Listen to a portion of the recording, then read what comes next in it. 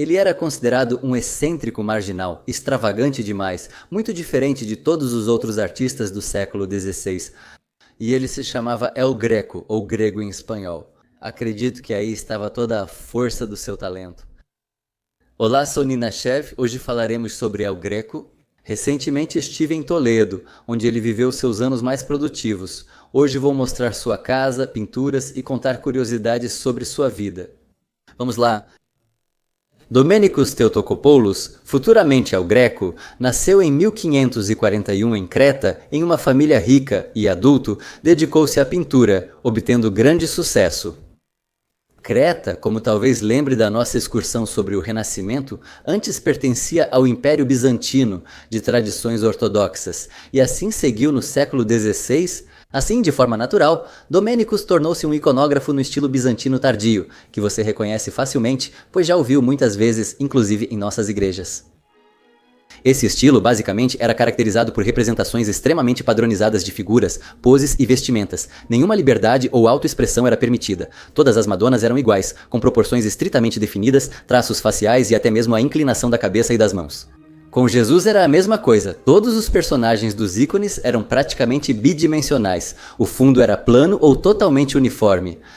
A iconografia era mais um ofício, no qual o artista aperfeiçoava uma única técnica e a reproduzia infinitamente em suas obras, sem qualquer variação. Já aos 22 anos, Domênicos tornou-se membro da Guilda de Artistas de Creta, o que significava que ele tinha permissão para se chamar de mestre, abrir seu próprio ateliê e ter aprendizes. Vale notar que Creta, na época, era colônia de um estado italiano.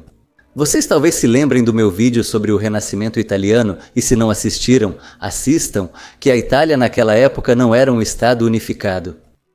A Península Itálica estava dividida entre estados independentes, sendo os mais ricos Roma, Milão, Florença, Gênova e Veneza. Eles estavam constantemente envolvidos em conquistas, e Creta era uma colônia da República de Veneza, por isso tinha muitos laços financeiros e culturais com ela. E na Itália, como vocês se lembram, naquela época estava acontecendo o final do Renascimento ou Maneirismo, e em Veneza a fama de Tiziano estava em alta. Eu deveria ter falado antes sobre o Renascimento do Norte, mas preferi compartilhar minhas impressões de Toledo e El Greco enquanto ainda estão frescas. O Renascimento do Norte com Tiziano, Tintoretto e Veronese será tema do próximo vídeo. Inscreva-se para não perder.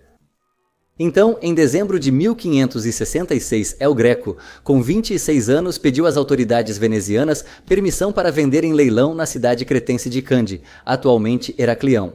Painel dourado retratando as paixões de Cristo. E ele foi vendido por 70 ducados de ouro, cerca de 30.000 euros, pelo mesmo valor que eram vendidas as pinturas do próprio Tiziano, um preço inacreditável para a obra de um artista cretense que trabalhava em um estilo pós-bizantino estritamente canonizado, onde o nome do artista não era tão importante. Menos de 6 meses depois, El Greco mudou-se para Veneza, o centro artístico mais importante da Itália naquela época. Todos em Creta eram cidadãos da República de Veneza, tornando a escolha da cidade natural. Como cidadão, ele tinha direito de estudar e trabalhar em Veneza. É como se agora nós nos mudássemos de Sakhalina para Moscou e em Veneza estivesse em pleno andamento a era do Renascimento tardio. Tudo com cores vibrantes, representação naturalista de corpos humanos nus, reprodução natural da luz e sombra, infinitos temas mitológicos e perspectiva linear que dava volume às pinturas. Era um mundo pictórico completamente diferente, quase oposto à arte congelada e rígida dos ícones bizantinos, um mundo focado na representação mais vívida possível, no centro do qual estava a beleza do corpo humano e El Greco. Só restava observar atentamente e absorver o estilo dos gênios. Ele acreditava que superaria todos e foi à Itália para isso. Não temos registros se ele foi aprendiz de Tiziano ou Tintoretto, mas eles eram tão famosos que podiam conduzir seus negócios abertamente e seus ateliês eram acessíveis ao público. Qualquer jovem artista, mesmo sem se inscrever como aprendiz, podia ir, observar, ajudar e aprender as técnicas e particularidades do trabalho com tintas. Foi exatamente aqui que El Greco teve contato com tintas a óleo e pela primeira vez se deparou com uma explosão de cores que antes não estavam ao seu alcance. Aqui mesmo ele aprendeu a trabalhar sem esboço prévio. Como treino, usava gravuras e depois transferia os contornos da composição para a tela com grandes pinceladas de tinta preta. Foi aqui na Itália que ele recebeu o apelido de El Greco, que significa grego, e passou a usá-lo em conversas informais. Embora até o fim da vida ele assinasse documentos oficiais e pinturas com seu nome grego. É importante notar que o Renascimento tardio, ou maneirismo, como já mencionei, se caracteriza por duas particularidades: emoções exageradas dos personagens, daí o termo maneirismo, e figuras e membros alongados. Em breve, verão que essas duas características são a base do estilo único e novo de El Greco. Além disso, Tiziano estava entrando em seu período mais maduro nessa época e seu estilo mudou bastante. Ele era tão famoso que podia se permitir experimentar. Sombras negras, profundas e dramáticas passaram a predominar em suas pinturas, que retratavam principalmente temas da mitologia grega. Lembre-se disso, e logo você verá como El Greco irá reinventar esse achado de forma virtuosa, embora se especializando em temas religiosos. El Greco passou 3 anos em Veneza, aprimorando técnica e modernizando o estilo. E em 1670, o artista de 29 anos se muda para Roma, o centro religioso da Europa, um lugar onde ele poderia realizar plenamente seu potencial como pintor religioso. Lá, ele conhece nos círculos artísticos Giulio Clovio, um famoso pintor de miniaturas, originário da Croácia ortodoxa, que também era uma colônia da República de Veneza. 2 imigrantes com raízes em comum rapidamente se aproximam e Clovio dá a El Greco uma carta de recomendação para o próprio cardeal Alessandro Farnese, pedindo que ele apadrinhe o artista, na qual ele escreve o seguinte: Chegou a Roma um jovem de Cândia, discípulo de Tiziano, que na minha opinião é um dos melhores pintores, discípulo de Tiziano. El Greco foi chamado assim por astúcia, para dar mais peso a esse microcurrículo. Na verdade, nem mentiram muito, pois ele realmente estudou. El Greco admirava Tiziano, respeitava-o, mas como já disse a vocês, tinha certeza de que iria superá-lo. Se ele vai conseguir ou não, vocês saberão em breve, tenham paciência. O cardeal Farnese acolhe El Greco e o apresenta à elite intelectual da cidade, permitindo que ele viva em sua propriedade. É justamente aqui, em Roma, que começa a se formar o seu estilo, tão diferente de todos os outros, reconhecível à primeira vista. Em primeiro lugar, são as cores. Você vai perceber em breve que ele usa com muita frequência um tom vinho bordô no lugar do vermelho, combinado com azul puro, amarelo e mais raramente verde. As sombras aumentam após as descobertas de Tiziano. Observe que as dobras das roupas são exageradas. Áreas claras com sombras profundas criam um efeito de seda. Ele experimenta com poses, composição, temas, mas ainda não chegou à sua técnica mais excepcional. A Igreja Católica vivia uma crise após a separação dos protestantes que buscavam modernizar a Igreja. Em 1556, após quase 20 anos de reuniões conhecidas como Concílio de Trento, membros da Igreja decidiram como enfrentariam os novos desafios. Eles criaram uma lista única de proibições válida também para a arte sacra. Na Europa surge a censura eclesiástica, que proíbe nudez excessiva, poses erotizadas de santos, alegorias complexas que não são compreendidas pelo povo comum e a mistura do sagrado com o profano. Desde então, a arte sacra foi considerada um instrumento rigorosamente controlado para influenciar as massas, não mais uma expressão das ideias do artista. Desde então, todos os temas religiosos precisavam seguir os dogmas e ser aprovados pela Igreja. E até mesmo o juízo final de Michelangelo na Capela Sistina logo seria modificado, com as figuras nuas sendo cobertas por roupas a pedido da Igreja. No início dos anos 70, essas exigências já eram comuns. Assim, El Greco se formou nesse ambiente e conhecia bem essas restrições. Por isso, será ainda mais interessante para nós observar como ele conseguia, de maneira engenhosa, dentro das doutrinas, deixar sua marca reconhecível em cada uma de suas obras, e isso não aumentaria sua popularidade. Após anos no palácio do cardeal, El Greco entra em conflito com os que o cercam. Todos discutem indignados a cobertura da nudez no juízo final do divino Michelangelo. E então aparece esse tal de El Greco, um estrangeiro adepto da escola veneziana concorrente, talvez até ortodoxo, dizendo que poderia refazer todo o afresco e faria isso de maneira muito mais talentosa e pudica, superando o próprio Michelangelo. A elite local não aceitava isso. El Greco foi expulso do Palácio do Cardeal em 1572 e perdeu o patrocínio de que tanto precisava. No mesmo ano, ele contribuiu para a Guilda de São Lucas, a maior e mais influente da Europa, abriu seu ateliê e contratou 2 aprendizes, mas recebeu poucos pedidos. Era visto como estrangeiro. Roma não é Veneza, e outros artistas, cidadãos de Roma, tinham uma vantagem indiscutível sobre ele, mesmo sendo menos talentosos. A igreja dominante assustou muitos artistas, e alguns deles foram para a Espanha. Em 1576, após 6 anos em Roma, El Greco vai para a Espanha com o apoio de Clóvio, seu patrono croata. Ele conhece Benito Arias Montano, humanista espanhol e delegado do rei da Espanha Filipe II e Luís de Castilha, filho ilegítimo de Diego de Castilha, o decano da Catedral de Toledo, que na época era o centro religioso da Espanha e a principal catedral do país. E em 1577, já com 36 anos, El Greco chega a Toledo, onde permanecerá até o fim da vida e onde criará todas as suas obras mais famosas. Toledo era uma das maiores cidades da Europa na época, com 65 mil habitantes. A população de Paris, a maior cidade da Europa na época, era de 300 mil pessoas, e Madrid, fundada recentemente, tinha só 15 mil. Seus primeiros pedidos importantes em Toledo chegaram rápido. O altar-mor e 2 altares laterais para a igreja de Santa Dominga el Antigua em Toledo, assim como a pintura O Despojamento de Cristo para a sacristia da catedral. Aqui em Toledo começa a se manifestar seu estilo definitivo.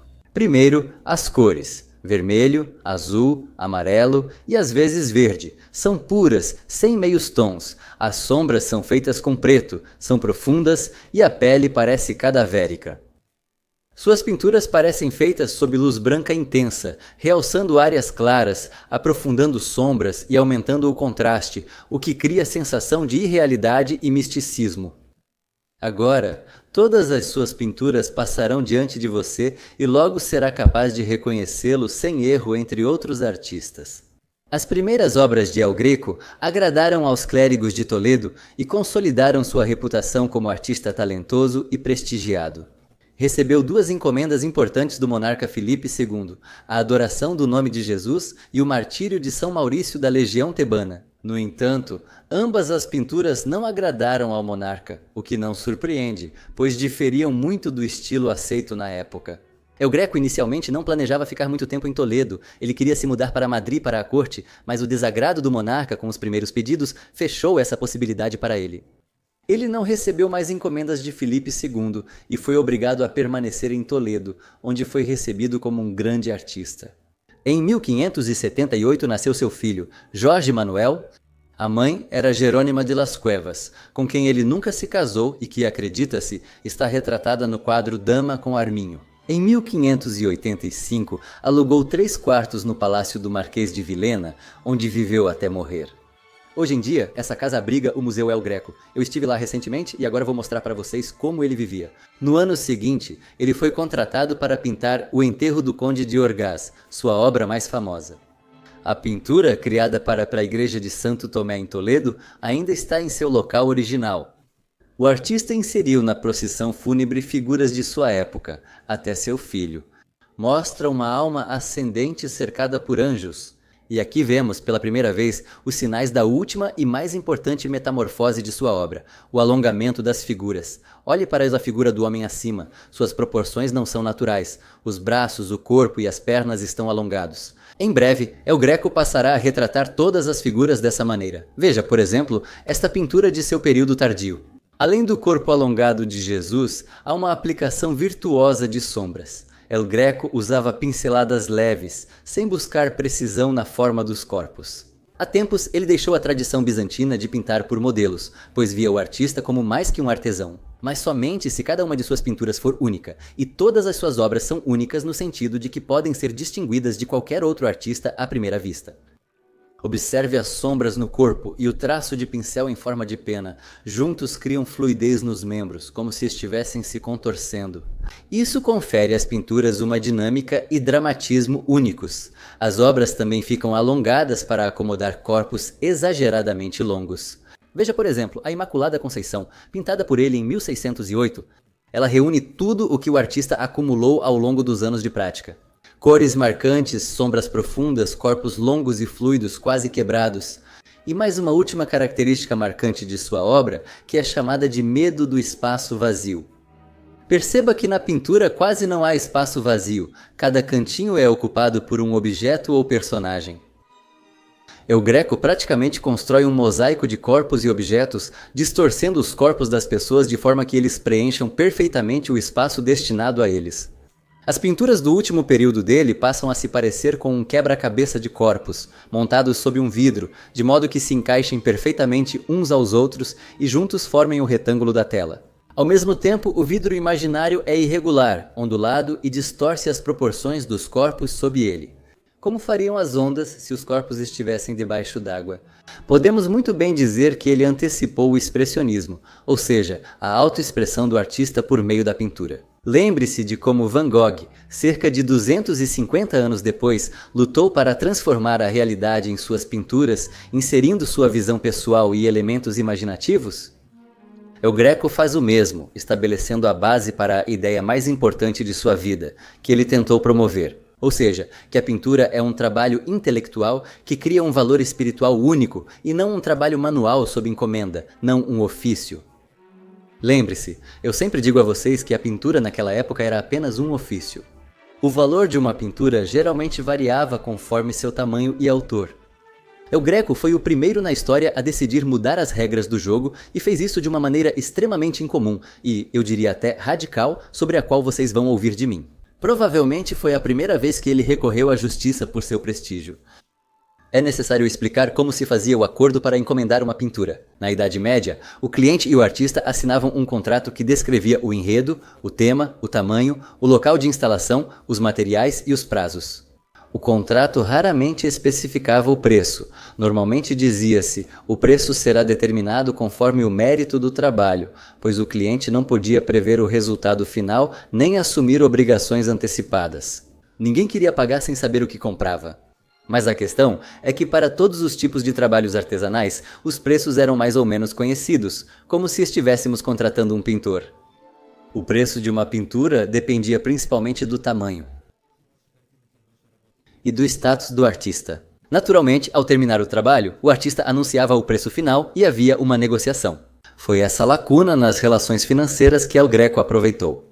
Ao terminar o trabalho, ele sempre pedia um preço elevado, afirmando que a pintura não era um ofício comum, mas sim um trabalho intelectual e espiritual, que tinha um valor muito maior. Em 1577, a Catedral de Toledo lhe encomendou o despojamento de Cristo. Planejavam pagar 230 ducados pelo trabalho, mas ao final El Greco pediu 950 ducados. A catedral recusou-se a pagar e o artista entrou na justiça, processo que durou 2 anos. O tribunal sempre recorria a peritos, avaliações externas, e El Greco exigia que fossem sempre artistas e não artesãos capazes de avaliar a intenção artística. Muito provavelmente, ele conhecia pessoalmente todos os artistas de Toledo dignos de atuar como peritos. No final, o tribunal concedeu a El Greco 350 ducados, e à primeira vista, isso parecia uma derrota, mas não era bem assim. El Greco conseguiu oficialmente obter um adicional de mais de 50 ducados pelo trabalho intelectual. Na prática, ele legitimou uma espécie de bônus artístico, lutando para que a pintura não fosse vista apenas como trabalho manual. É verdade que a Catedral de Toledo nunca mais encomendou quadros dele, e isso ilustra perfeitamente o que era considerado verdadeira arte naquela época. Um simples ofício não podia ser considerado arte. Para isso, a obra precisava ser única e carregar uma mensagem especial, a intenção do artista. É justamente essa intenção artística única que transforma o ofício em arte. Produzir objetos idênticos em série não é arte, mesmo que o protótipo seja genial. Essa é uma abordagem da qual muitos artistas contemporâneos pecam atualmente, gerando repetidamente objetos de arte quase indistinguíveis uns dos outros. Em 1582, ele processou o mosteiro de Santa Domingo de la Antigua, que lhe encomendara várias pinturas e esculturas. Os trabalhos estavam sendo realizados ao mesmo tempo que a pintura do caso anterior, então para o mosteiro também foi uma surpresa. Quando El Greco pediu 1.200 ducados pelo seu trabalho, o mosteiro recusou um preço tão impensável. O artista entrou na justiça e conseguiu quase todo o valor. Em 1603, por meio do filho, obteve novo contrato para criar um altar no Hospital della Caridad em Illescas. Após experiências ruins com processos anteriores do artista, os representantes do hospital exigiram que uma comissão definisse o valor da obra, mas acabaram eles mesmos fixando o preço.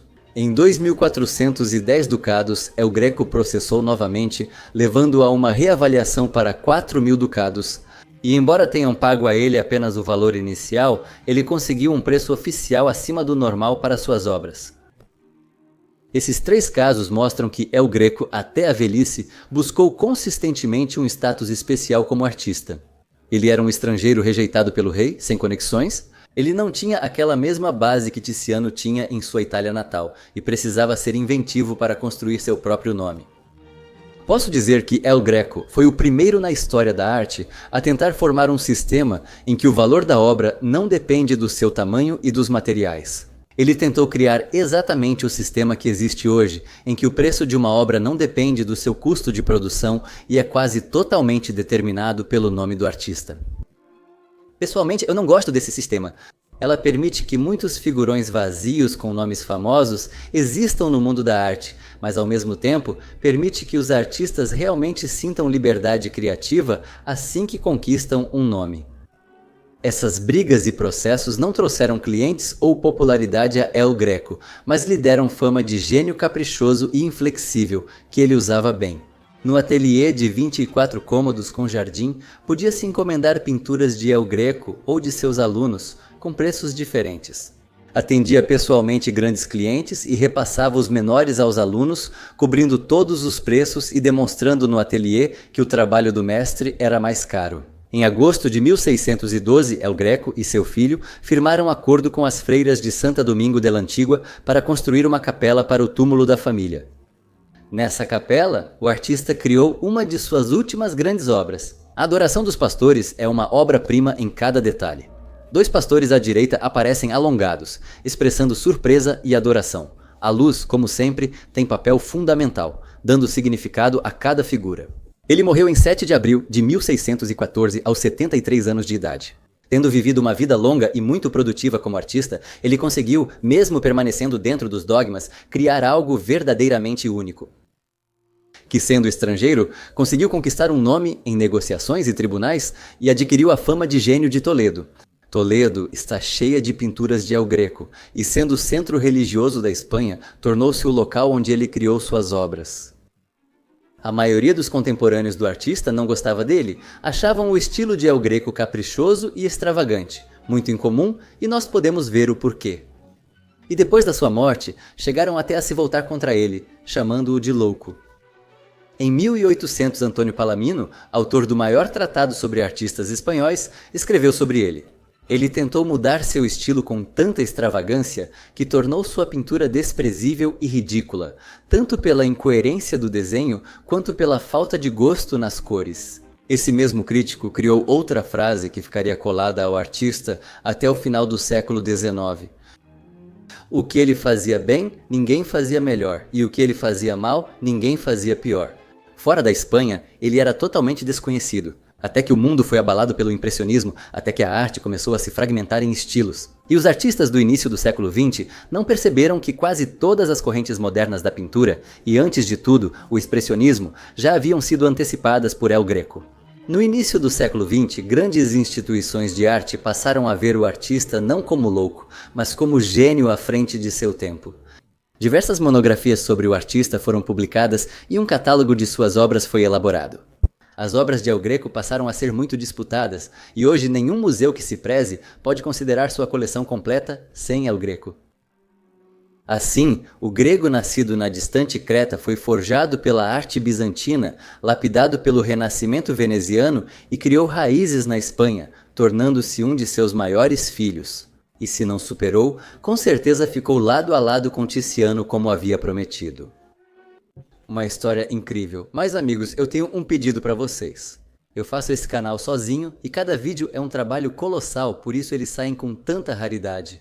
Mas em compensação, juntos estamos criando o melhor canal sobre arte na Runet. Isso sem nenhuma dúvida, e o seu apoio seria muito útil para mim. Por favor, assinem, mesmo com pequenas doações, no YouTube, Boosty ou Patreon. Os links estão na descrição. Obrigado por assistirem. Até mais.